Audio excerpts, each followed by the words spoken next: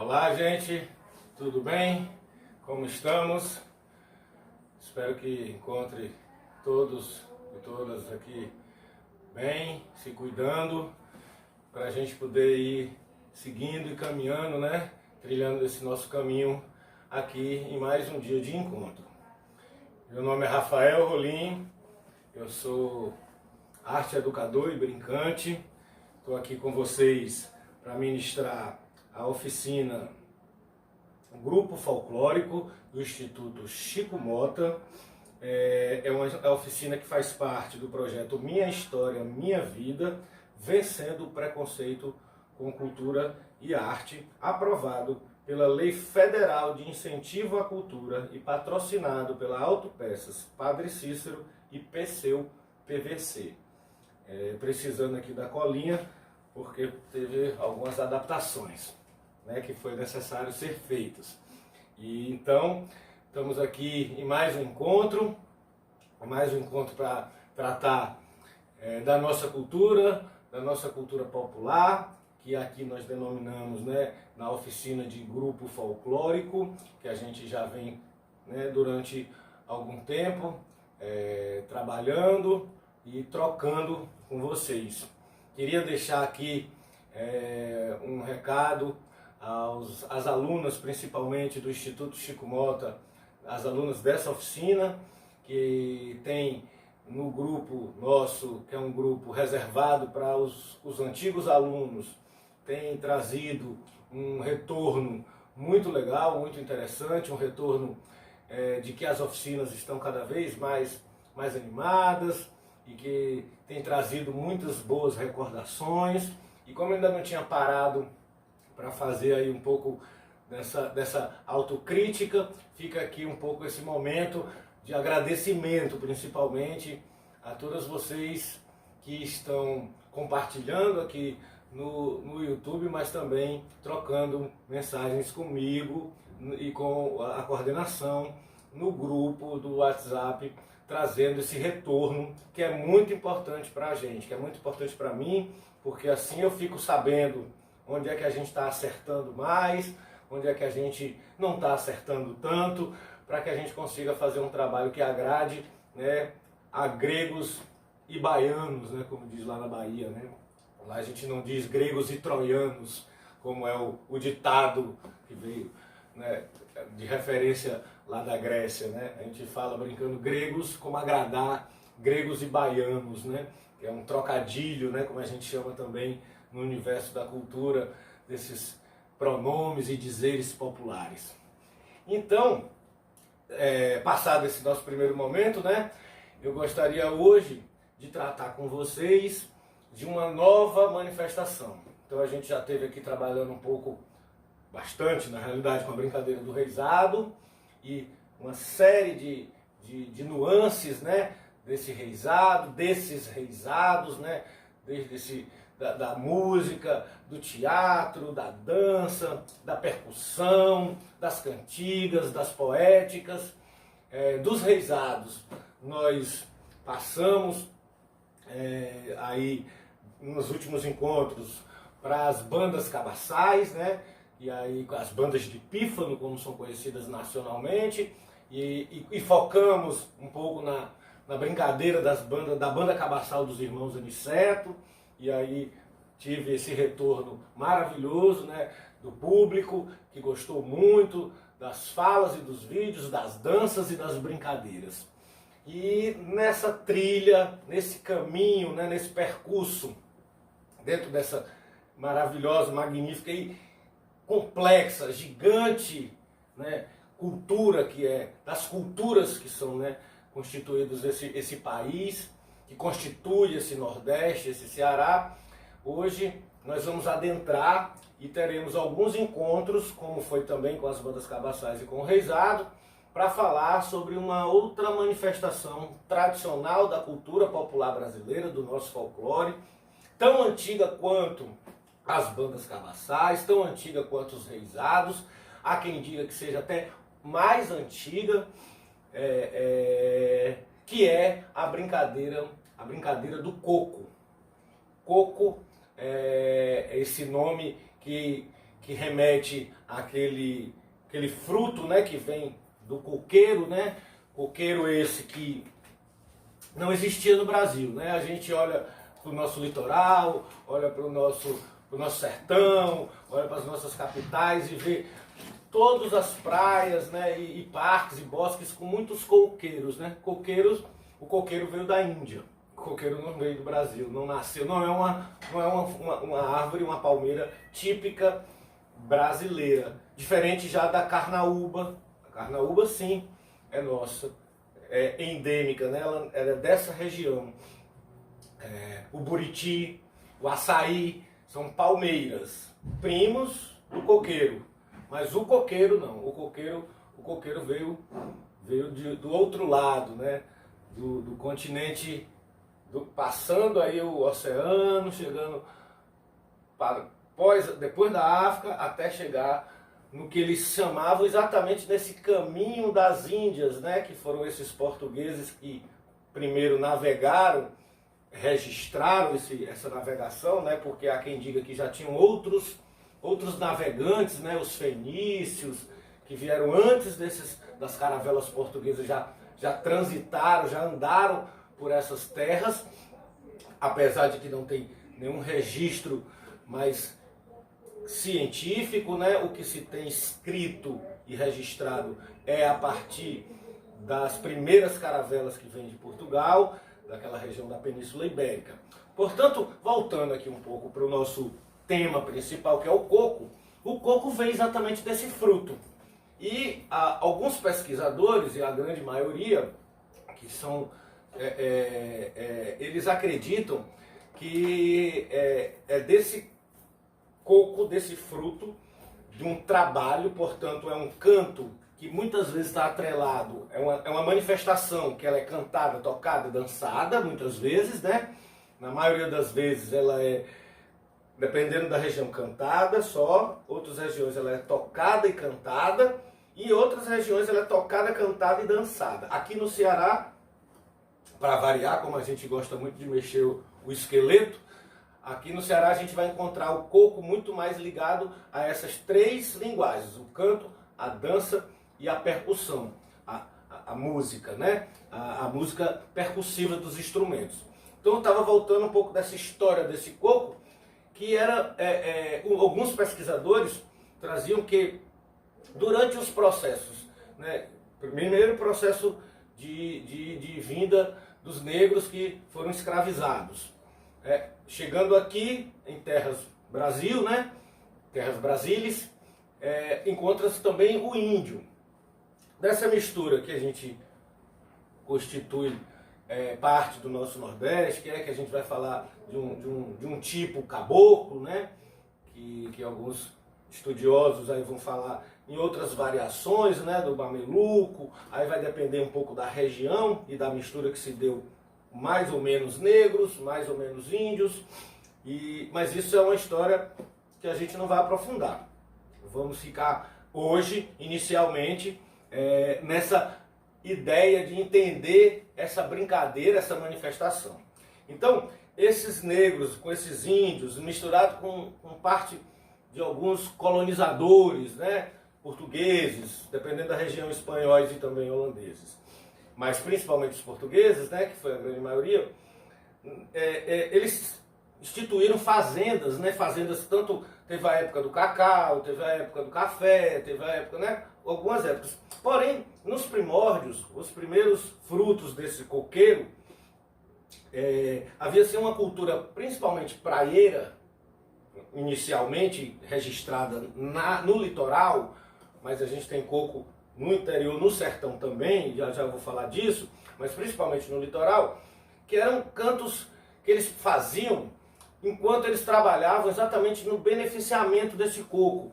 Beneficiamento esse que eu falo, é a retirada do coco, aí o coco seca, né, porque naquele período certamente a gente não tinha essa cultura, né, de exportação e mesmo de venda, né, era completamente diferente da água do coco verde, então se tinha muito coco seco. E o coco seco, como a gente chama aqui no Ceará, ele vem dentro da quenga, que a gente chama, né, a quenga do coco, que é aquela parte que fica por dentro da casca, é como se fosse uma segunda casca, que é onde a gente encontra aquela polpa branca, que se extrai ali o leite de coco, dali se faz picolé, se faz o pudim, uma série de outros doces daquele coco da parte interna.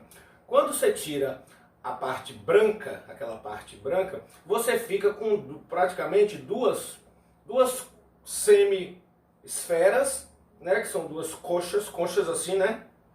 E que se você, ao contrário, pega elas e bate, eu tenho até um exemplo aqui que é feito, ó, é um cinzeiro que é feito de quenga de coco. Aqui é uma parte do coco e aqui é uma outra parte que foi cortada. Isso aqui é um coco. Eu vou pedir licença só um minuto para pegar a outra parte, que é essa aqui. Então você tem as duas partes e você pode bater que ela tira um som. Eu não vou bater, mas sorte porque aqui não foi pensado para ser um instrumento, e sim um objeto de decoração, né? Um objeto de utensílio interno de uma casa. Mas se você percebe,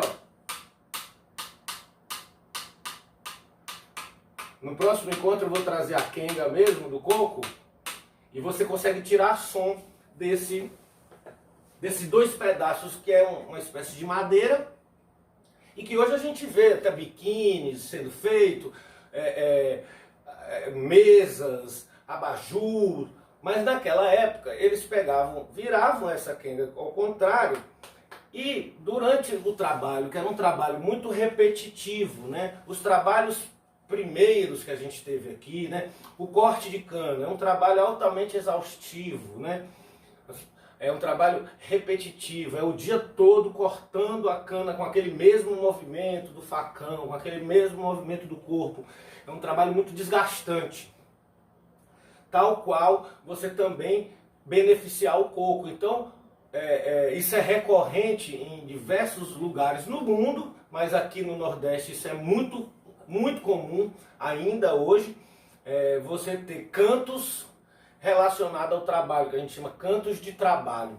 Depois eu posso trazer um encontro nosso só para falar dos cantos de trabalho de todas as outras manifestações. Aí você vai ter canto de trabalho no coco, canto de trabalho no samba, canto de trabalho na capoeira, canto de trabalho nas brincadeiras de reis, canto de trabalho nas brincadeiras cabaçais e banda de pífaro. Por quê? Porque está, como sempre eu disse, atrelado a esse cotidiano desses fazedores da cultura, que são também esses, né, filhos desses ancestrais,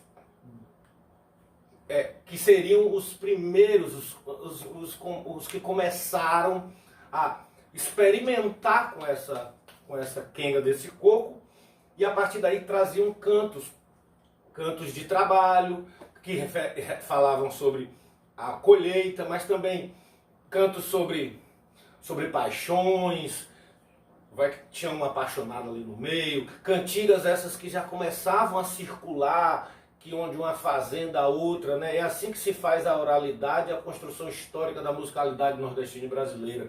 É um tocador que era agricultor aqui, ele termina o serviço aqui numa fazenda de Alagoas, aí ele arruma um serviço numa fazenda no estado vizinho do Sergipe, aí daqui a pouco ele vai para Paraíba, e onde ele vai levando de alguma forma as suas memórias, né, as suas referências, suas histórias e, consequentemente, as culturas que ele foi convivendo, né? Então suas músicas, as poesias, né? O cancioneiro popular, a poesia popular, você encontra fragmentos, às vezes no Maranhão, de uma cantiga tocada pela capoeira que é cantada no interior da Bahia, de que talvez nunca tivesse tido um contato direto entre essas duas localidades, mas certamente pessoas que passaram por cá ou por lá se encontraram e antes da internet, do rádio, da televisão, isso se dava muito por essas peregrinações. Hoje em dia, num clique, você escuta uma música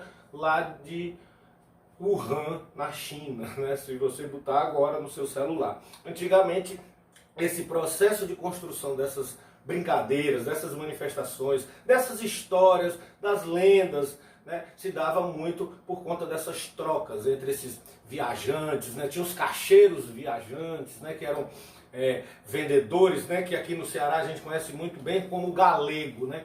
E aí esse galego, que aqui é muito reverenciado com a figura daquele carrinho que vai vendendo de tudo, né?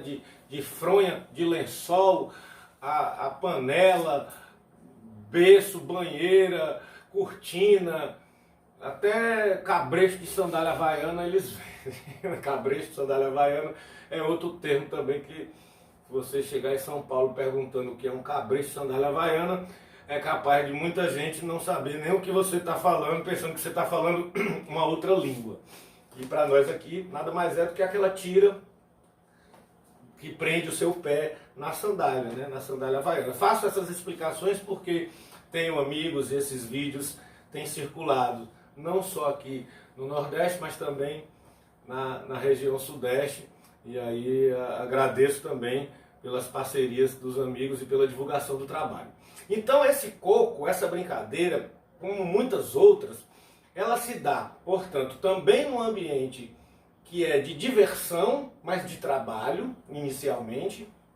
Depois isso vai se transformando muito menos num canto de trabalho e muito mais num momento de diversão. E essa diversão, na sua grande maioria, nos primeiros registros, a gente vai trabalhar aí com esse modelo circular, né? O coco, portanto, cantado em roda, e aí uma série de outras manifestações vão trazer essa referência desse coco cantado em roda, né? Aí o coco, a ciranda, né?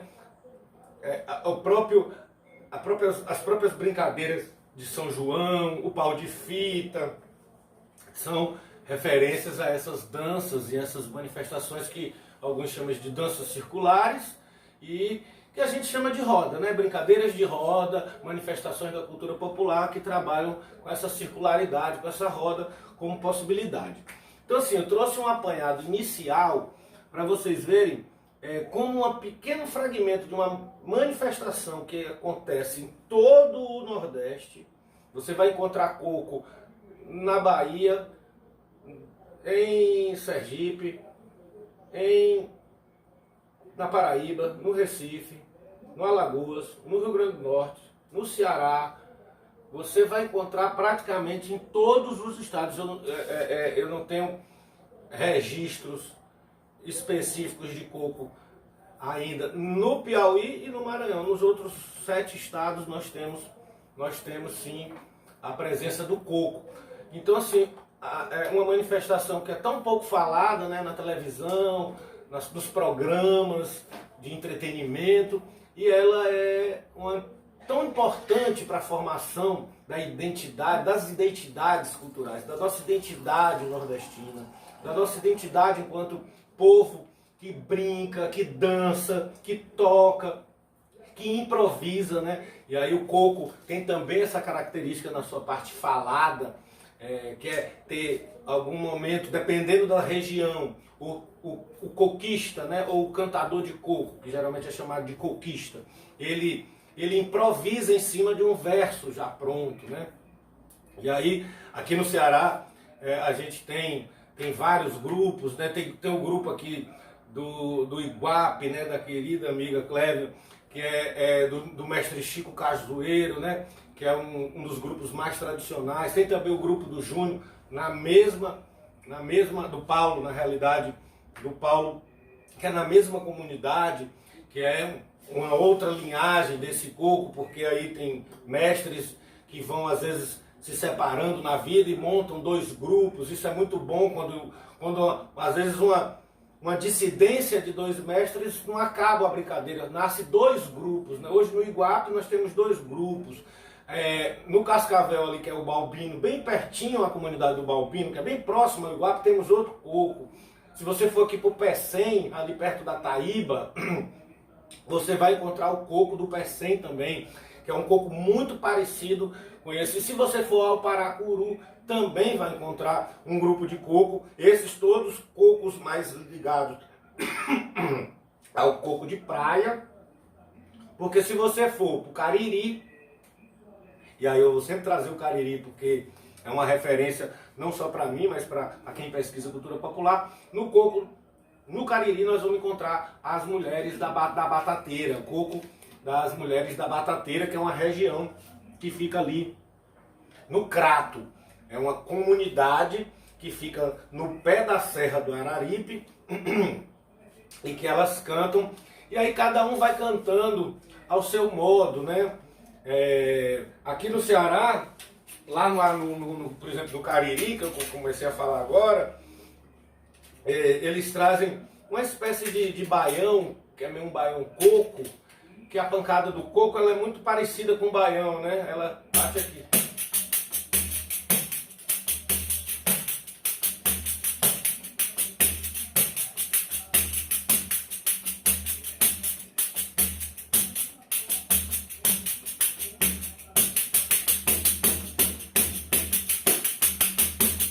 Pode acelerar, né? Depois a gente vai fazer um momento com as cantigas de coco. E agora eu vou deixar vocês, né, nesse primeiro encontro nosso com o coco, com um vídeo. É um vídeo que vai falar um pouco sobre as diversas formas e modalidades de coco a partir da visão de uma pesquisadora brincante que também estuda o coco lá de Pernambuco. É um vídeo que é um vídeo curtinho, 6 minutos, e que eu espero que vocês gostem. E aí, a partir das próximas aulas, né, a partir dessas próximas aulas, nós vamos dar continuidade a essa manifestação. E aí, vocês hoje, já vou me despedindo, porque deixo vocês hoje com o final desse encontro, em que eu tentei fazer um breve passeio, e a gente vai retomar histórias, memórias e vivências que eu tive, que eu ouvi, que eu estudei ou que eu aprendi sobre a brincadeira do coco. Então, curtam lá, assistam o vídeo, após assistirem a aula, dá aquele like, divulga para os amigos, para os conhecidos, e a gente encontra na próxima aula, ainda mantendo a brincadeira do coco, que nós vamos fazer ainda um bom passeio por essa brincadeira que tem muitos a nos ensinar, assim como as outras manifestações que nós já aprendemos e as futuras que a gente vai trazer aqui para poder brincar, né? Brincar com vocês, tá certo? Um abraço, um grande beijo e fiquem em paz, se cuidem e até o próximo encontro. Até logo, gente!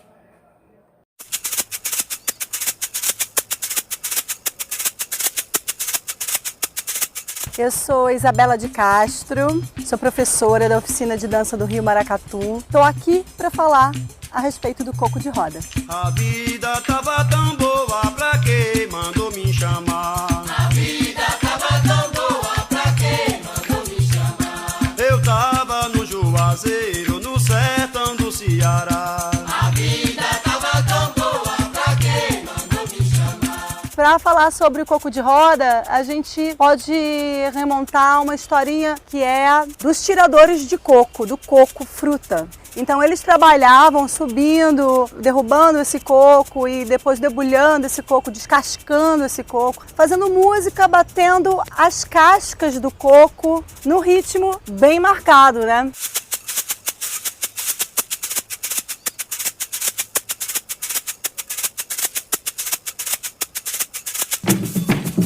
Era um balanço da canoa que nós vamos vadear. Olha o tombo da jangada na banda do mar.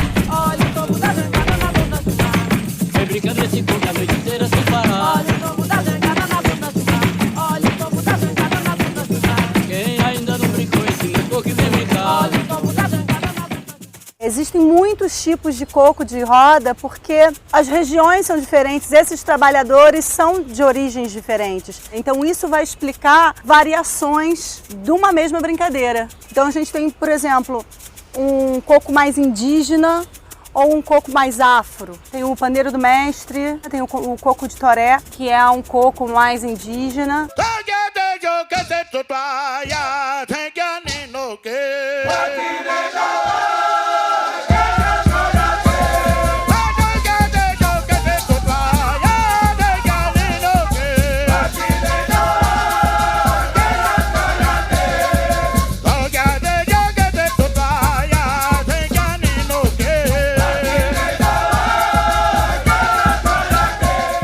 E a gente tem um coco mais afro, e a gente pode citar como exemplo, bem contemporâneo mesmo, o grupo Bongar, ligado ao terreiro de Xambá, que também trabalha com esse lado mais sagrado do coco.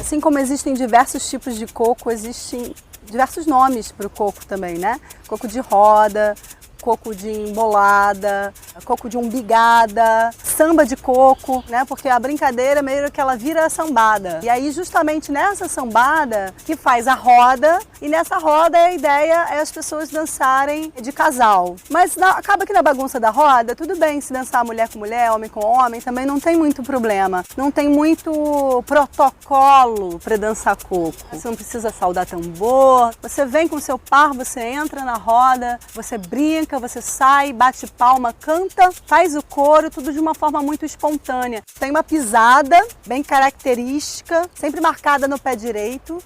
Não é minha galinha Zabelê. Não é minha galinha Zabelê. Essa noite eu não dormi, só pensando em você. Se você não acredita, eu vou contar pra você.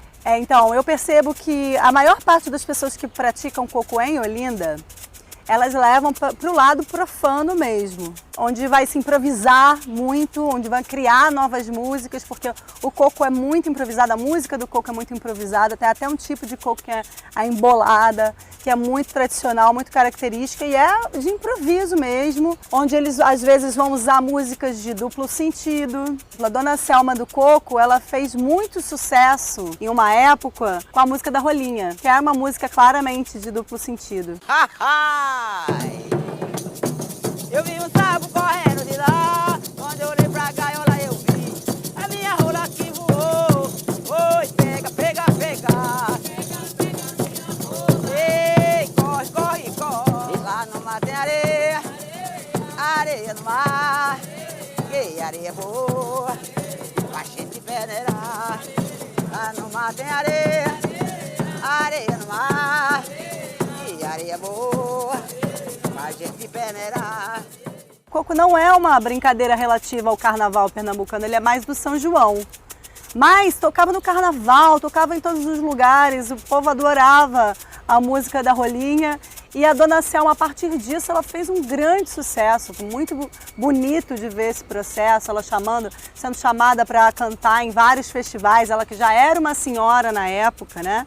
E foi para a Europa, e cantou com Lenine. E tem também a apropriação dessa cultura pelos compositores novos, né? O pessoal que veio com Mangue Beat, o próprio Chico Science usava muito o coco de roda para fusão nas músicas dele. Muitos artistas, né, que cresceram naquela época, bebendo dessa fonte da cultura deles, eles estão compondo músicas que nem são, né, tão populares, assim, já com o que de contemporaneidade, de MPB. Cascos, cascos, cascos, multicoloridos cérebros.